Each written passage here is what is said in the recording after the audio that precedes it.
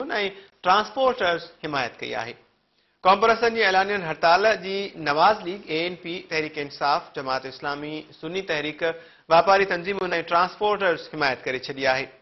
हड़ताल खे कामयाब करण लाइ कराची में गुलशन हदीद, टनो मोहम्मद खान ऐं ॿियनि हंधनि ते रैलीज़ कढियूं वयूं।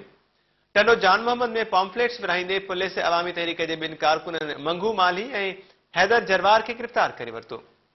घोटकीअ में कॉमपर्सन जे हिक वफ़द GA सिंध महाज़ जे मरकज़ी चेयरमैन रियाज़ चांडियो जी अॻवानी में ट्रांसपोर्टर्स ऐं वापारियुनि सां मुलाक़ातूं कयूं। बांदी में कॉमपर्सन जी वफ़द मुख़्तलिफ़ ॻोठनि जो दौरो कयो। हैदराबाद डिस्ट्रिक्ट बार जे सदर निसार दुरानी ऐं जामशोरो बार जे जनरल सेक्रेटरी हैदर उनड़ पिणु हड़ताल जी हिमायत जो ऐलान कयो आहे।